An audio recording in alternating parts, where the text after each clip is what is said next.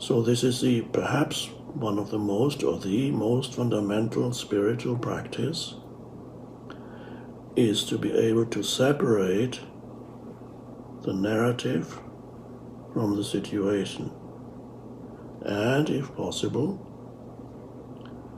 as much as possible, let go of the narrative and just be present with this moment as it is. And of course, the amazing fact is, this moment is all there ever is. Your entire life unfolds in and as this moment. In other words, it's always now. It's never not now. Your entire life is now. Whatever happened in the past happened in the now, and when you remember it now. Whatever will happen in the future will not happen in the future, it will happen in the now, because when the future comes, it's no longer future, it's the now. And when you think about the future, it's a thought. In the present moment, in the now. So life and now, your life and the now are inseparable. And there's an enormous power hiding in the now, which means hiding in you. And a deep sense of aliveness and beingness that goes far beyond what we conventionally call happiness. It's not happiness, it's deeper. But you need to be challenged by life to find it, and this is what's happening for millions collectively now. On a personal level, everybody gets challenged periodically also, but now collectively we're being challenged. We need to wake up. Wake up out of unconscious thinking, out of complete identification with the thinking mind, which is conditioned by the past. And we need to realize that there is in us, there is in you, another dimension of consciousness that has always been there, but habitually, one could say, overlooked. And that is the dimension of awareness, which is consciousness without thought. You probably have experienced it on many occasions, briefly.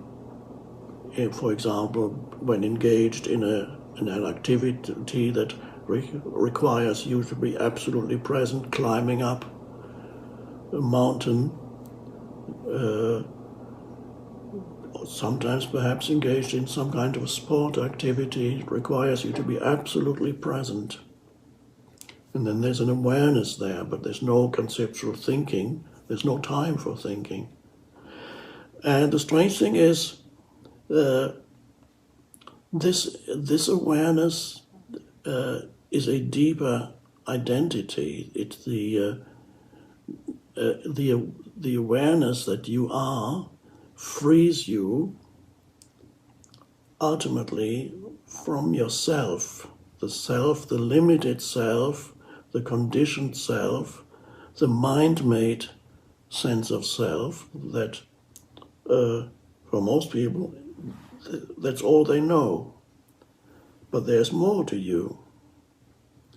And there's a deeper identity in you, and that identity is awareness itself, that is consciousness itself. It's the unconditioned consciousness itself. And it's not difficult to experience that, to realize that. But humans they need the challenge to be driven there, and this is why what we are going through right now is potentially very helpful. So the practice is, how would I experience this moment without the addition of thought? And then you come to experience the pure isness of this moment, in which there is no suffering. There is only the isness of this, because all the unhappiness ultimately was not created by the situation, it was created by the narrative.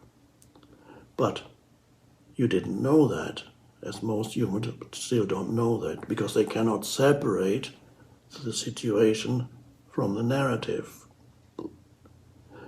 And so whenever you feel unhappy, you feel fearful, you feel depressed, you feel resentful, what's happening, self-pity, whatever it may be, use that as a little wake-up call. Say, okay, how does this arise? How is this feeling of unhappiness in whatever form, how does it come about? And then you become more and more aware of what goes on in your thinking mind. The awareness is deeper, a deeper dimension of consciousness. You can say higher or deeper, it doesn't matter. It is a deeper dimension of consciousness than the activity of thought, which is also consciousness. Every thought is a form that consciousness takes. But underneath that, there's a vast realm of consciousness, in the same way that a ripple on the surface of the ocean, let's say that's a thought, but the ripple is only a temporary, fleeting expression of a much deeper reality underneath it.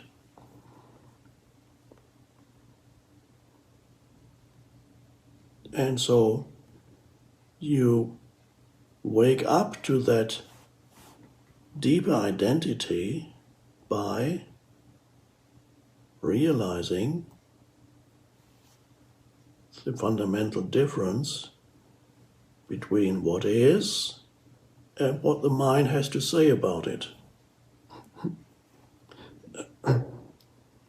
And then more and more you're able to experience situations with the power of your presence. You're facing a situation with the power of your presence. It's not your presence, but let's just call it yours. You face it with the power of your presence, which is true intelligence, instead of being reactive and complaining about what it ever is you're experiencing. A lot of that unnecessary mind activity, the narrative, the excess baggage, a lot of that you might have noticed is complaining. You can complain about life, about other people around you, you can complain about the unfairness of it all, how life has treated you, or whatever it is. You can complain about whatever the politicians and all kinds of the infinite things you can complain about. And so a lot of that narrative has an element of complaining to it. And it's not pleasant, but the false sense of self, the ego, the me, it loves complaining, and because then it feels it has a stronger sense of identity, a fictitious identity. It loves to make somebody wrong, another person. You can make a whole situation wrong, and this should not be happening. It should not be happening. It's a travesty. But it is happening. This should not be happening is the narrative. And that what makes you unhappy in most cases, perhaps all cases, is the narrative in the mind, not the situation. The situation is as it is. And as when you realize that, then more and more are you able to face every situation, which is in the present moment, the only place where any situation can arise. You face it as it is in the now, with the power of your presence. And if action is required, you take action. If nothing can be done, you leave it alone. It is as it is, and you are not unhappy about it anymore. You rise above it, so to speak. You're no longer at the mercy of whatever is happening or not happening around you. Yes, it's nice when nice things happen, and it's not so nice when unpleasant things happen, but it doesn't touch you that deeply, because you have access already, a deeper dimension within yourself.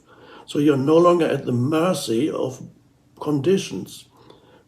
Because as long as you're at the mercy of conditions, life is very frustrating, because conditions or situations you find yourself in are never satisfying for very long.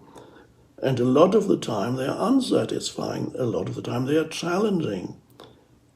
Because life is not here to make you happy. The world isn't here to make you happy. It's here to awaken you, to make you conscious. How does it do that? It does that by challenging you. And it's doing it now.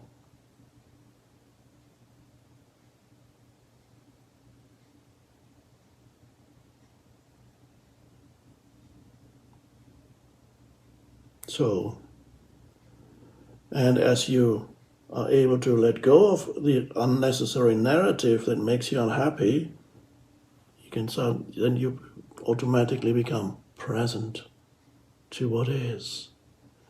And then you understand perhaps what Shakespeare meant when he said, "Nothing is either good or bad, but thinking makes it so."